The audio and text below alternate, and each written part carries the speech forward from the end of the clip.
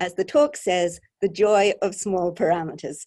And this will be work that I have done with various sets of collaborators, I must give much credit to the collaborators. So next slide, please. So first of all, my title, The Joy of Small Parameters. Well, I think, as you all know, it is often the case when one models a physical system, particularly a physical fluid system, that there will be various forces involved. And the relative strengths of these forces, when one writes down a mathematical model in non-dimensional form, usually bring into play small parameters.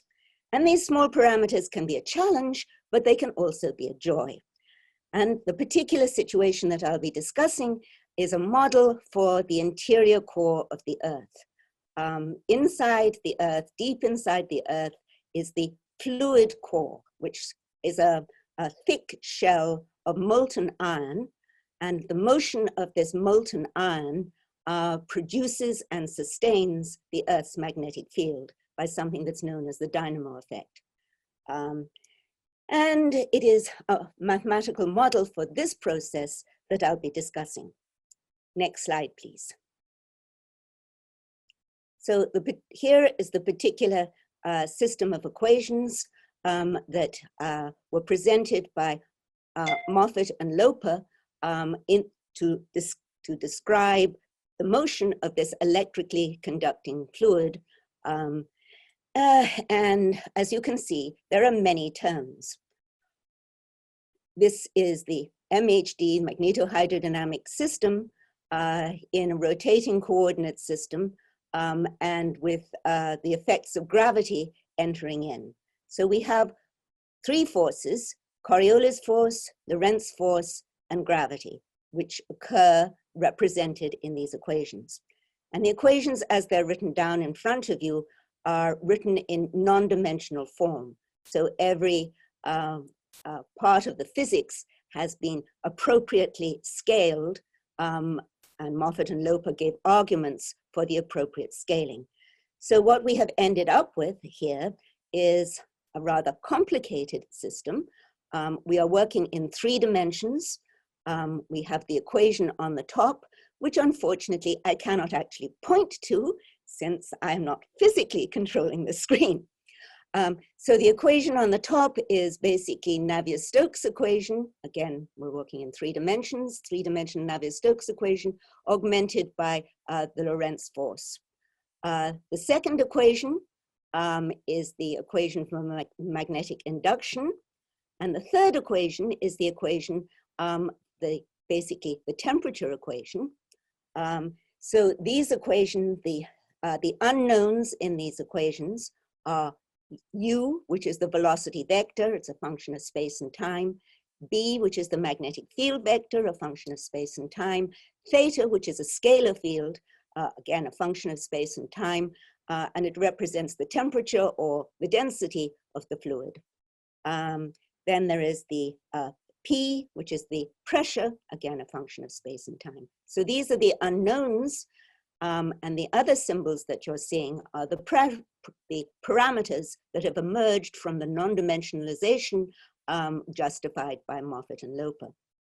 So now if we think about these parameters in the problem, just to comment, the little vector e's with hats on them, the E1, E2, E3 are the standard Cartesian unit vectors. So parameters. Well, you see in the first equation, you see an n squared. This is representing the relative strength of the Coriolis force and gravity. This particular parameter, according to Moffat and Loper's scaling, is of order 1. So this parameter is not really of interest to us, and we can almost neglect it as far as the discussion of the mathematics goes. But the other parameters are the ones, are small parameters that are going to give us our joy. So you see in the first equation, there is a parameter labeled R0, This we could think of as the Rossby number.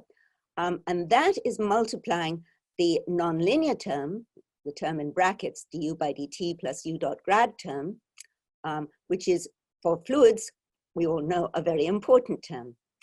Then there is another parameter labeled Rm, the magnetic Reynolds number. That occurs in both the first and the second equation. And that again is multiplying these important terms, the advection terms, the d by dt term, but also the nonlinear terms in the problem. So in the first two equations, the nonlinear terms, all the nonlinear terms are multiplied either by R0 or Rm. And then there are another set of parameters. These are the diffusive parameters. In the first equation, we have labeled mu, the non-dimensional viscosity in the Navier-Stokes type term. Then in the third equation, we have labeled kappa, the coefficient of thermal diffusivity. And now you will notice, if you go to the middle equation, again, look at the Laplacian term, the Laplacian of B, that has a 1 in front of it. So the non-dimensionalization chosen by Moffat and Loper is such that the magnetic diffusivity is the dominant diffusivity, and the other diffusivities, the non-dimensional viscosity and the non-dimensional thermal diffusivity, are with respect to that magnetic diffusivity, which is in our presentation is just 1. So now these parameters that I mentioned are on the whole small parameters. The R0 and Rm, the parameters that are multiplying the nonlinear terms in the first two equations, are small. The approximate values that Moffat and Loper consider are of order 10 to the minus 3. But the diffusive parameters, the non-dimensional viscosity and the non-dimensional thermal diffusivity, are very small. So in this system, the small parameters that we're talking about come in sort of two types, the ones that are multiplying the nonlinear terms and then the diffusive terms. And what I'll be discussing in this talk is what we can do with the system of equations in different limits for these different types of parameters. Next slide, please. So what Moffat and Loper themselves did to this system was just set R0 and Rm to equal 0. So in which case, the nonlinear terms are in the Navier-Stokes type equation and the magnetic induction equation just disappear altogether. So the first two equations then have reduced enormously in their complexity. And what we've got left, again, is the first two equations shown on this slide. And these equations give us a coupled system between the unknowns that are the velocity field U, the magnetic field B, and theta, the temperature scalar. Then what remains in terms of an advection equation is the third equation that sits there just as it was before, this equation for the evolution of the temperature field. And again, we're assuming the fluid is incompressible, the divergence of U is equal to 0, and the divergence of B is equal to 0. So this system that's now written on these slides, this is an active scalar equation. The active scalar equation is the equation for the scalar field theta, where the advecting velocity U is related to theta by those two equations above. Those two equations above are linear equations. They're linear equations for these vector fields. Those linear equations can be manipulated. So now in the red equation at the bottom, we've got an explicit connection between the velocity field U and the scalar field theta. It looks somewhat complicated, but it's linear. And what we can do is examine now this active scalar equation for theta with the constitutive law given by the red equation relating U and theta. Now, of course, as a model for the Earth's fluid core, we should really be considering a thick spherical shell. and appropriate boundary conditions, which mathematically become exceedingly challenging. So instead, what we'll do is, okay, we're going to reduce our problem to look at in a periodic domain. So we're looking at this system of equations with the coupling between u and theta in T3, and we will impose the condition that the theta field has zero mean. So we've reduced the complexity of the problem in terms of boundary conditions very drastically, but this will allow us to prove some theorems. So next slide, please. So now we refer to this equation, this active scalar equation, as the magneto-geostrophic equation, or to our friends, the MG equation. Here I've written it once again. We have this active scalar equation for theta, possibly with a forcing term. And the operator, the MG operator, I've labeled M here, and that connects u and theta. And we can write that in terms of the Fourier multiplier symbol for this operator M by using the vector connection between u and theta that I'd written down before. So here are, in our three-dimensional system, here are the components M1, M2, and M3 of that Fourier multiplier symbol. And K1, K2, and K3 are the components of the wave number vector K. So a few observations to make about this Fourier multiplier symbols. First of all, if we look at D, the denominator, which is at the bottom of the screen, and we consider how does D behave as K goes to infinity, we see that we have a very different situation when the viscous parameter nu is there, or the viscous parameter nu is absent, because that is multiplying the highest power of K, and in fact that highest power of K is going to be K to the 8th in the denominator. If we look in the numerator, again, the highest power of K is the K multiplied by the viscosity nu, and in that case it's going to be K to the 6th. And this is true for all components M1, M2, and M3. So in the limit as K goes to infinity, the behavior of this operator, it's going to be decaying like 1 over K squared. So when we have the positive viscosity, we've got a situation where we have a very much of a smoothing operator in our active scalar equation. This means it's a very well-behaved active scalar equation. If we can look at the active scalar equation as it's written, there is kappa times the Laplacian of theta, plus possibly a forcing term, and that kappa is one of our small parameters. Nu is also one of our small parameters. So even this system, where we have removed forcibly the nonlinearities at in our coupled system from the Navier-Stokes part and the magnetic induction equation, we're still left with an interesting problem as an active scalar equation with 2 small parameters, kappa and nu. And what I'll be discussing is what we can do in terms of proving results for this with different kappas and different nus. So next slide, please. So as I say, some observations about those symbols. Well, actually, can we go back one slide? So while we have these rather complicated looking symbols in front of us, as I mentioned, one thing is the strong difference between whether nu is there or nu is not there. Now, if you look at it, you see the roles of K1 and K2 and K3 are different.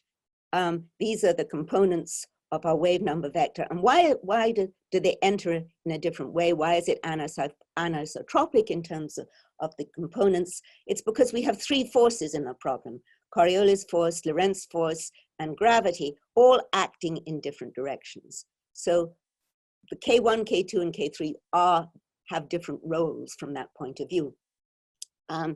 So if we look at the problem as we did a moment ago, where nu is positive, we see that this is a smoothing operator, in fact, very much of a smoothing operator, that as K goes to infinity, these components go to 0.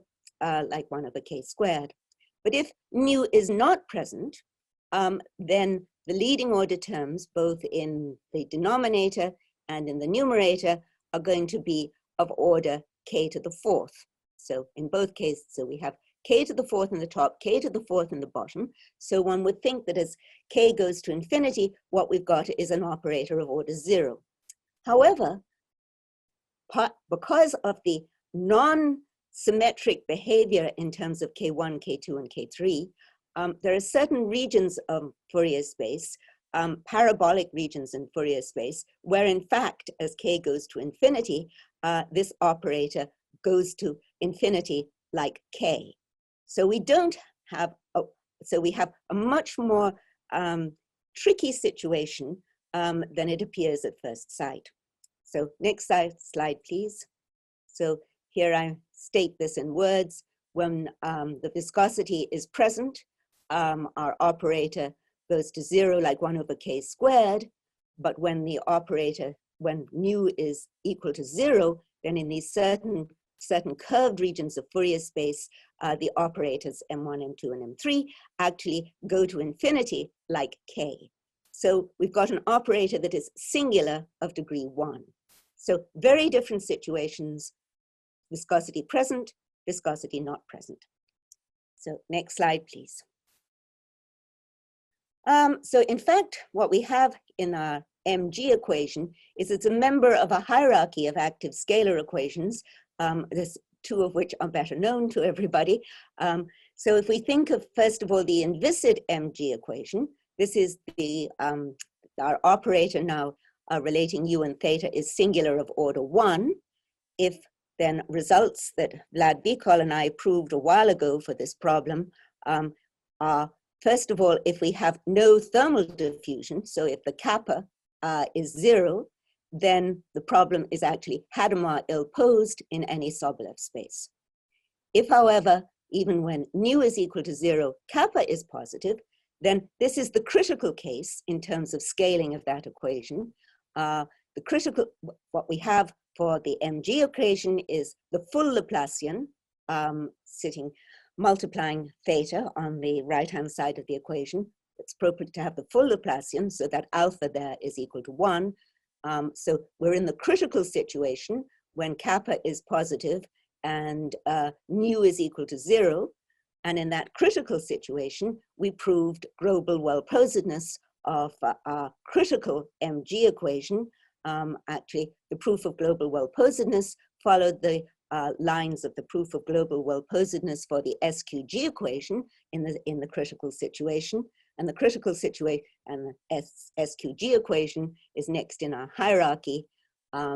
When kappa is equal to 0, and the SQG equation, as most of you know, the constitutive law that relates u and theta is given by the perpendicular Riesz transform, which is a singular operator of order 0.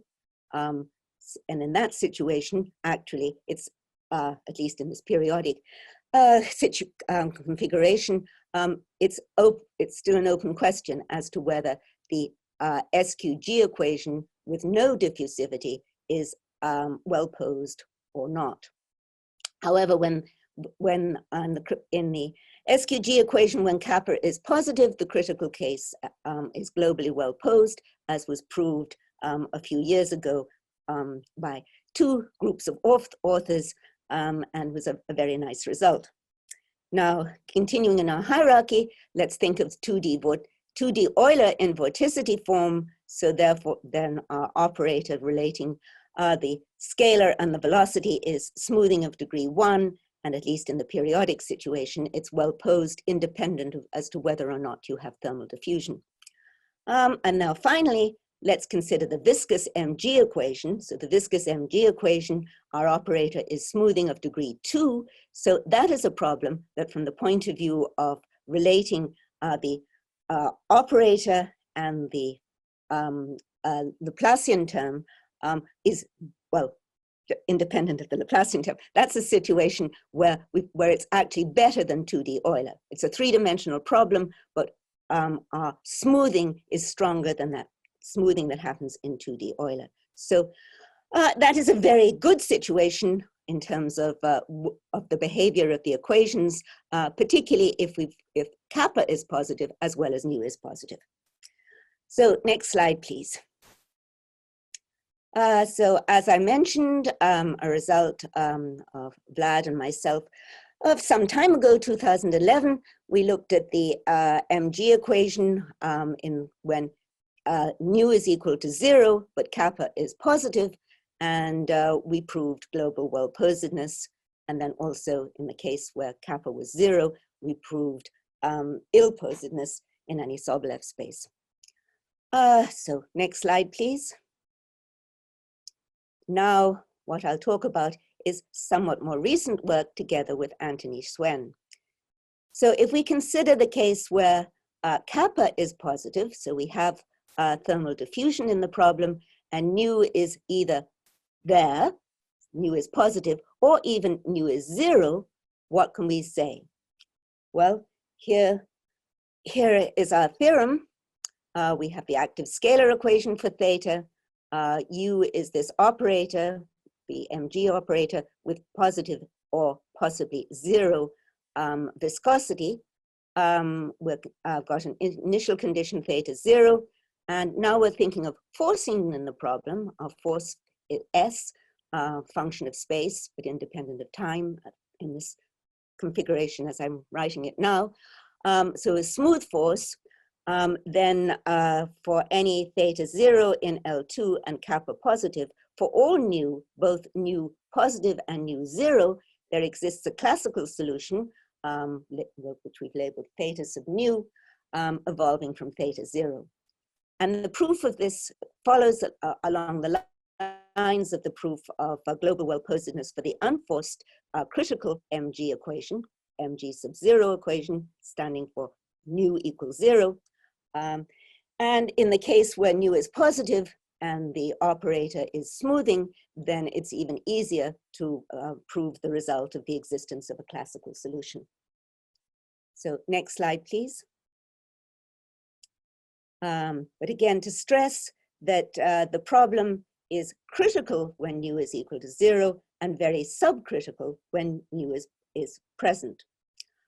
However, it is possible to consider what happens as nu goes to 0, and we prove the following result, that if we have solutions that are classical solutions to the problem, one of them with nu positive and one of them with nu 0, and we consider emanating from our equation with the same initial data, then for a given tau positive and for all S, we have that the limit as nu goes to 0 of the difference of the HS norm of the solution with positive nu and the solution with 0 nu, that limit will go to 0 as nu goes to 0.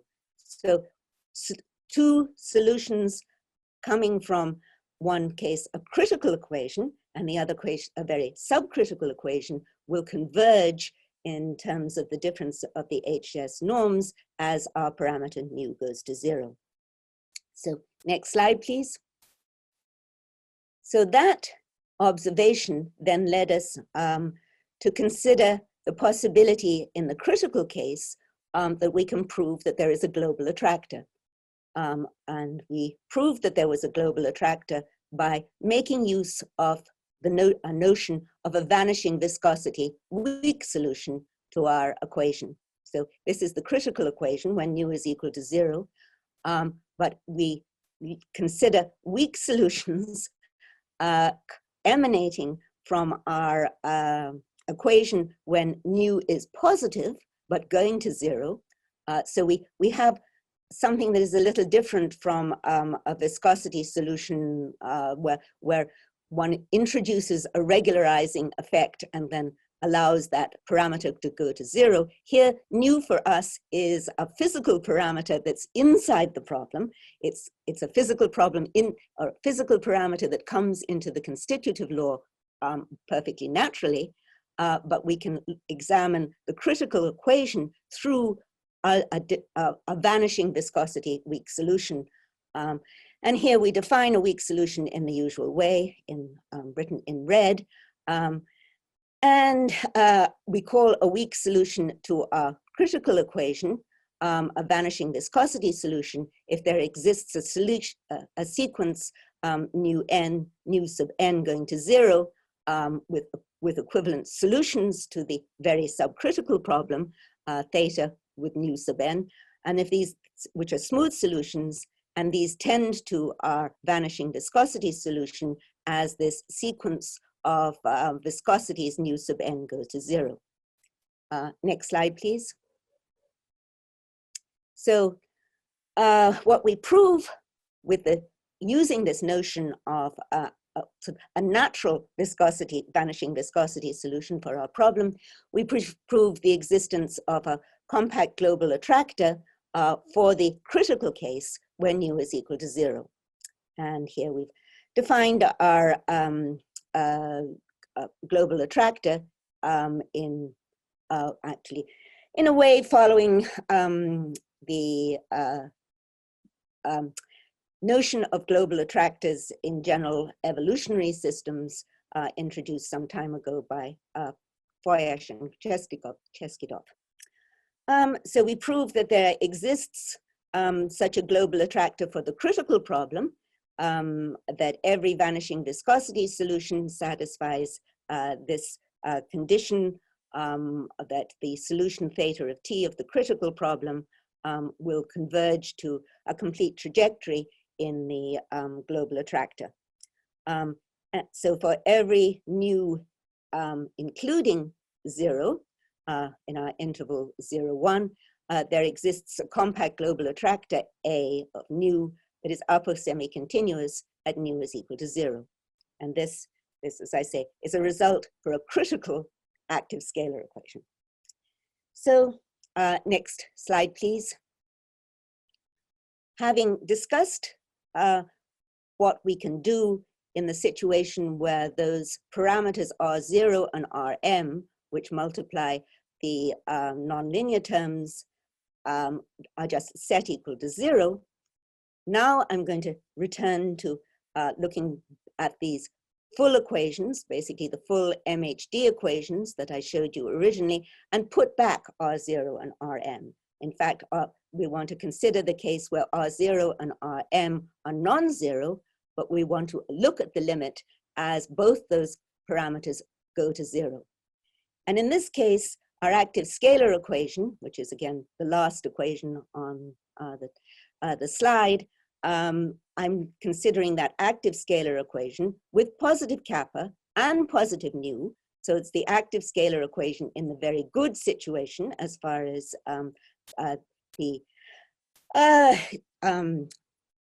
all the discussion we had before. And it will have forcing, and in this case, it's going to have stochastic forcing.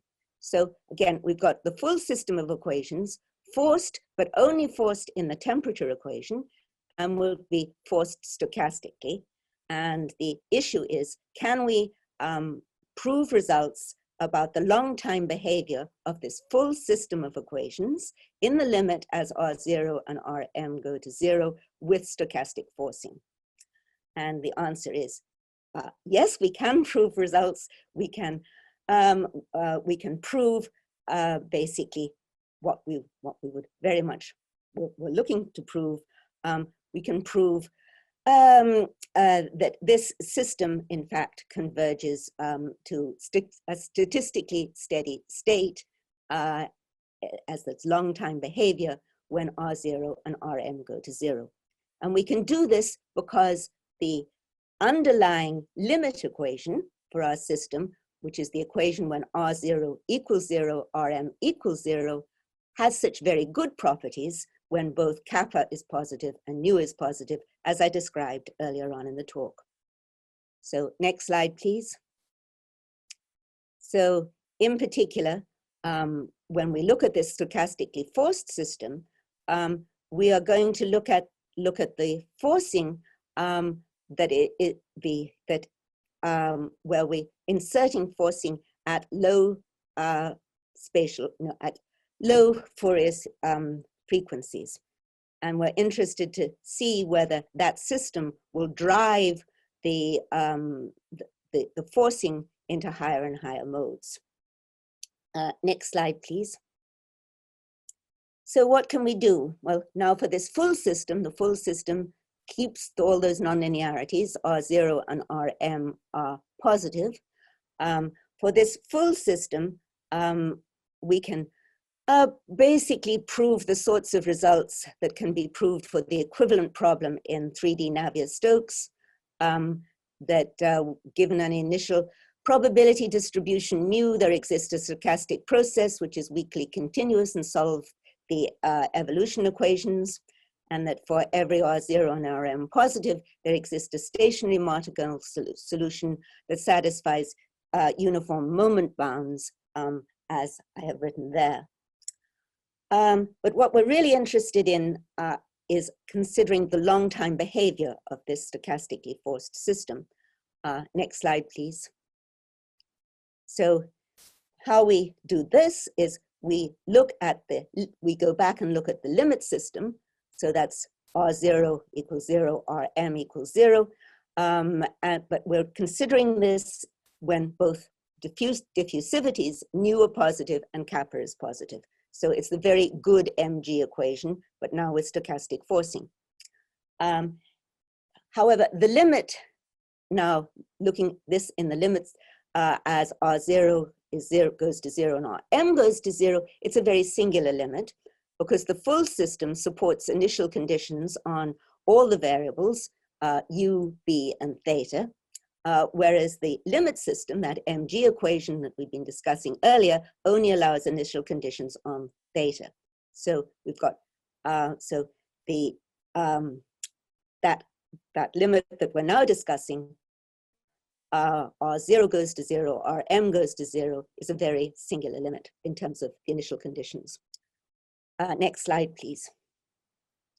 However, again, what we're aiming for now in this discussion is the long-term behavior. So in fact, that the singular behavior of these initial conditions that we're looking at, or at least the singular behavior of the limit comparing the initial conditions, is not going to actually play a significant role in our discussion. Again, for the limit system, this is the good system of the mg equation. We can prove for the stochastically forced problem well-posedness. The PDE possesses unique pathwise solutions which satisfy these exponential moment bounds. Next slide, please. But again, we're aiming for the long-term behavior, so we want to investigate the Markovian dynamics of the limit system. And to do that, we use the framework of Hiram Mattingly. We need to show a form of the Hormander bracket condition is satisfied, and that's a tricky bit, partly because we're forcing only at the lowest Fourier modes. We need to verify a form of asymptotic Strong-Feller and an irreducibility condition and certain exponential moment bounds. And we infer that the contractivity property of Hiram Mattingly is satisfied in a suitably chosen Wasserstein metric. So this is results for the limit system. Next slide, please.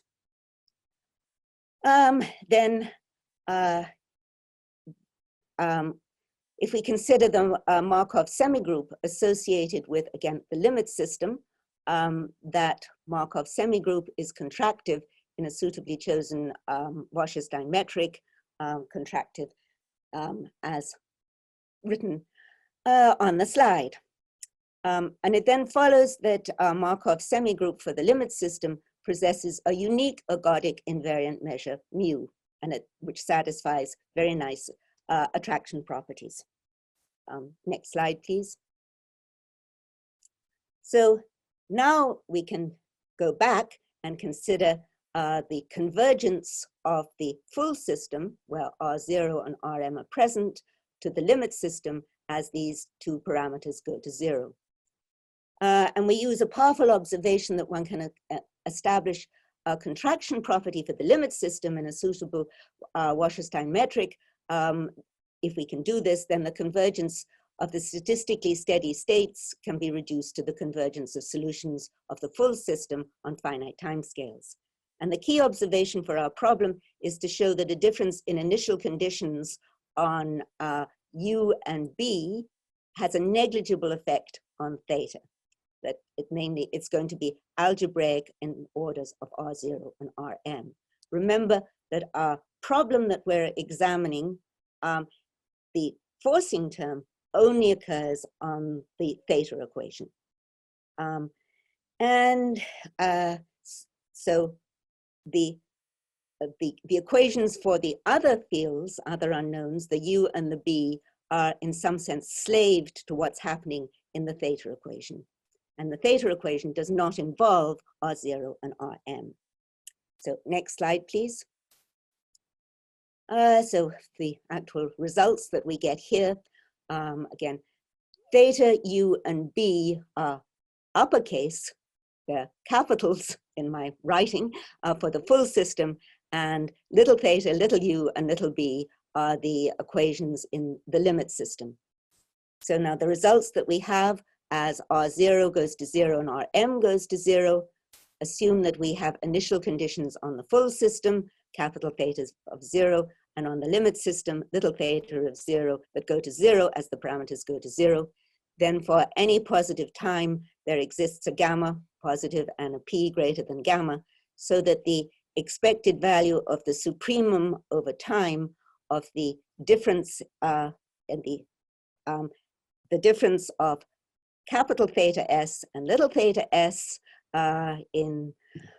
raised to the power p will be bounded by something that is depending algebraically on the small parameters R0 and Rm.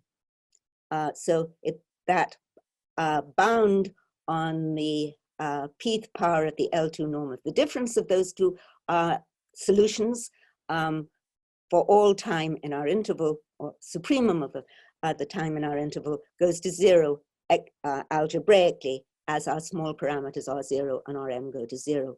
And not only is that true for the theta variables, but we can also prove for the variables u and b, which are evolving from the full system, and the difference between the u and b components in the limit system attained through the mg operator, that difference also goes to 0 algebraically as R0 and Rm goes to 0. Next slide, please. So this then gives us convergence of statistically steady states on invariant measures, so that for every R0 and Rm that are positive, the full system possesses at least one statistically steady state, labeled mu R0 Rm, which satisfies certain exponential moment bounds independent of the values of R0 and Rm, and that for any collection of these statistically steady states converges to mu, which is the unique steady state of the limit system at an algebraic rate in a suitable metric W.